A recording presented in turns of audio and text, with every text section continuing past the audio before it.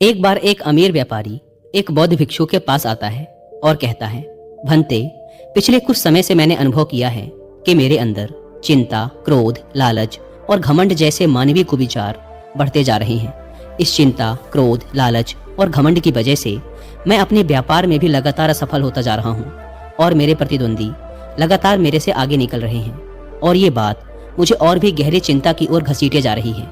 मैंने बहुत प्रयास किया, लेकिन मैं चिंता, क्रोध, घमंड और लालच करने की अपनी आदतों को छोड़ नहीं पा रहा हूँ। कृपया मुझे कोई ऐसा समाधान बताएं जिससे मैं अपनी इन बुरी आदतों से हमेशा के लिए छुटकारा पा सकूं। बौद्ध भिक्षु ने उस अमीर व्यापारी की बात पूरे ध्यान से सुनी और फिर कहा, उससे पहले कि मैं तुम्हें तुम्हारी समस्या का समाधान बताऊं, मैं तुम्हें एक कहानी सुनाना चाहता हूं। ध्यान से सुनना। एक सम्राट के पास 4 घोड़े थे। वो चारों घोड़े कद काठी से बहुत ही मजबूत और देखने में बहुत ही सुंदर थे। इसीलिए सम्राट उन चारों घोड़ों से बहुत ही प्रेम करता था। लेकिन सम्राट की समस्या ये थी कि वो चारों ही घोड़े बहुत ही उद्दंड थे।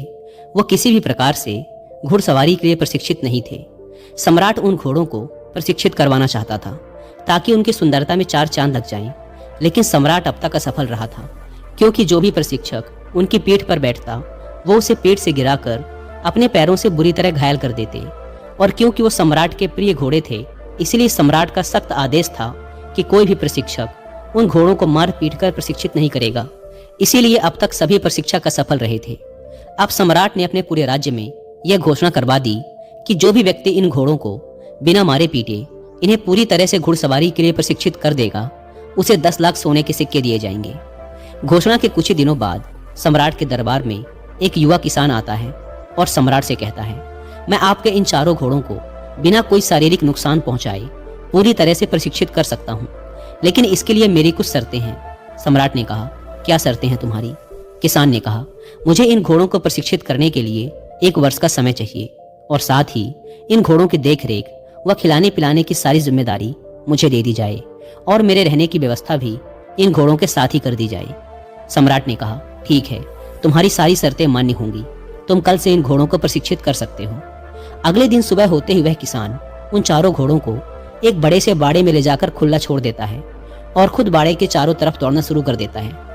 थोड़ी देर तक दौड़ भाग करने के बाद वह उन घोड़ों को अपने हाथों से चारा खिलाता है, पानी पिलाता है और खुद भी भोजन करके उसी बाड़े में लेट जाता है। घोड़े अब भी उसी बाड़े के अंदर स्वतंत्र घूम रहे थे। कोई भी घोड़ा रस्सी से बंधा हुआ नहीं था। जैसे ही शाम होती है वह उठता है और फिर बाड़े के चारों तरफ भागना शुरू कर देता है। वह जब दौड़ता था तो घोड़े भी उससे डरकर इधर उधर भागते थे।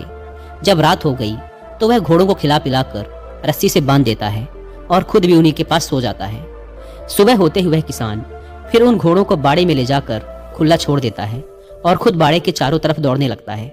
घोड़े भी इधर उधर भागने लगते हैं। अब यही उसका रोज का नियम बन गया। वह किसान रोज दिन भर घोड़ों को खुला रखता, उन्हें नहलाता, खिलाता पिलाता, प्यार से पुचकारता, उनके साथ खेलता और फिर रात होती तो उन्हीं के साथ सो जाता। धीरे धीरे घोड़े भी उस किसान के साथ घुलने मिलने लगे। उन्हें लगा कि यह किसान उनका मित्र है, क्योंकि जब से यह किसान आया था घोड़े खुद को आजाद महसूस करने लगे थे। अब वे चारों ही घोड़े किसान को पसंद भी करने लगे थे। ऐसे ही करते करते लगभग 6 महीने का समय बीत गया। एक दिन सम्राट घोड़ों का प्रशिक्षण देखने आए। उन्होंने देखा कि किसान बाड़े में आगे आगे दौड़ रहा है और वो चारों घोड़े उसके पीछे पीछे दौड़ रहे हैं। सम्राट को उस किसान का प्रशिक्षण पसंद आया और वो वहां से चले गए। जब 1 वर्ष का समय पूरा हो गया तो सम्राट के पास संदेशा भेजा गया कि घोड़े पूरी तरह से प्रशिक्षित हो चुके हैं। सम्राट बड़े ही उत्साह के साथ उन घोड़ों को देखने आए। सम्राट के आते ही किसान ने एक एक कर सभी घोड़ों के ऊपर बैठकर उनकी लगाम पकड़कर सवारी करके सम्राट को दिखाई। सभी घोड़े बिना किसी उद्दंडता के पूरे अनुशासन के साथ किसान को अपनी पीठ पर बैठाकर तेज गति से भाग रहे थे। यह देखकर सम्राट के आश्चर्य का ठिकाना ना रहा। उसने किसान से पूछा, यह चमत्कार तुमने कैसे किया? किसान ने कहा, पहले मैं इनको आजादी देकर इनके साथ रहकर इनका दोस्त बन गया। मैं हर रोज बाड़े के चारों तरफ अकेला दौड़ता था। मुझे दौड़ता देखकर ये भी मेरे पीछे पीछे दौड़ने लगे। फिर मैं इनकी पीठ पर काठी रखने लगा। शुरू में तो ये काठी को गिरा देते थे, लेकिन धीरे धीरे ये काठी को पीठ पर रखकर दौड़ने लगे।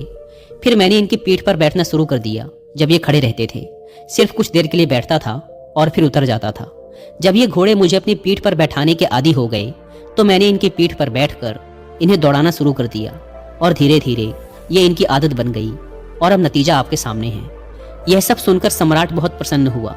उसने उस किसान को 10 लाख सोने के सिक्के तो दिए ही, लेकिन साथ ही उन घोड़ों की देखभाल के लिए उसे अपने यहाँ नौकरी पर भी रख लिया। कहानी खत्म करने के बाद बौद्ध भिक्षु ने उस अमीर व्यापारी से कहा, इंसान के अंदर भी ये 4 प्रकार के उद्दंड घोड़े पाए जाते हैं, जिनका नाम है चिंता, क्रोध, घमंड और लालच। और इस कहानी में जो प्रशिक्षक है वो है हमारी बुद्धि, यानी हम खुद। तुम्हें अपनी बुद्धि के प्रयोग से अपने मन के इन चारों उद्दंड घोड़ों को लगातार प्रशिक्षित करते रहना चाहिए, ताकि ये तुम्हारे काबू में रह सके। लेकिन इसके लिए तुम्हें पहले इनसे दोस्ती करनी पड़ेगी, यानी कि इन चारों की कार्य प्रणाली को समझकर इन पर लगाम लगाना होगा। और ये धीरे धीरे ही संभव होगा। तुम अचानक से इन्हें अपने बस में नहीं कर सकते। जैसे कि पहला उद्दंड घोड़ा चिंता। चिंता करने से समस्या और उलझती है, जबकि चिंतन करने से उसका समाधान निकलता है। ये बात अपनी बुद्धि के द्वारा तुम्हें अपने उद्दंड मन को समझाने का प्रयास करना चाहिए। तुम्हें अपनी सकारात्मक सोच के साथ चिंता करने में नहीं, बल्कि समस्या का समाधान खोजने में अपना समय लगाना चाहिए। दूसरा उद्दंड घोड़ा क्रोध। क्रोध करने से किसी दूसरे का नुकसान हो या ना हो, लेकिन स्वयं का नुकसान जरूर होता है। पर कुछ जगहों पर क्रोध करना भी जरूरी होता है, जैसे जब कोई बेवजह ही हमें नुकसान पहुंचा रहा हो, या फिर किसी कमजोर या बेसहारा को अकारण ही डरा धमका या मार पीट रहा हो। लेकिन कब, कहां और कितना क्रोध करना है, कब करना है, कब इसे नियंत्रित रखना है और कैसे नियंत्रित रखना है, यही सारी बातें अपनी बुद्धि से धीरे धीरे इस क्रोध नामक बेलगाम घोड़े को सिखानी चाहिए। तीसरी चीज घमंड। घमंड और आत्मविश्वास के बीच एक बहुत ही पतली सी लकीर होती है। इसे सिर्फ मैं ही कर सकता हूँ, ये घमंड है। इसे मैं भी कर सकता हूँ, ये आत्मविश्वास है। तो घमंड और आत्मविश्वास के इस अंतर को अपनी बुद्धि के द्वारा अपने मन को समझाना चाहिए। और अगर किसी को अपने धन, ताकत और सुंदरता का घमंड है, तो उसे अपनी बुद्धि के द्वारा अपने घमंड नामक घोड़े को यह समझाना चाहिए कि मुझसे पहले बहुत से लोग हुए जो मुझसे भी कई गुना ज्यादा सुंदर, बुद्धिमान, ताकतवर और धनवान थे, लेकिन आज वो सभी मिट्टी में मिल चुके हैं। यह सब स्थायी नहीं है, यह सब हमेशा नहीं रहने वाला। इस बात को अपनी बुद्धि के द्वारा हमें अपने घमंड के घोड़े को समझाना चाहिए। और चौथा कुविचार लालच। लालच ज्ञान का हो तो अच्छा है, लेकिन अगर लालच अज्ञानता का हो तो बुरा है। लालच ज्ञान से, बुद्धि से, अपनी मेहनत और ईमानदारी से धन कमाने का हो तो अच्छा है, लेकिन अगर लालच चालाकी से, धोखे से, जल्दी से और गलत तरीके से धन कमाने का हो तो बुरा है। यही फर्क अपने इस चौथे घोड़े को यानी लालच को अपनी बुद्धि के द्वारा समझाना चाहिए।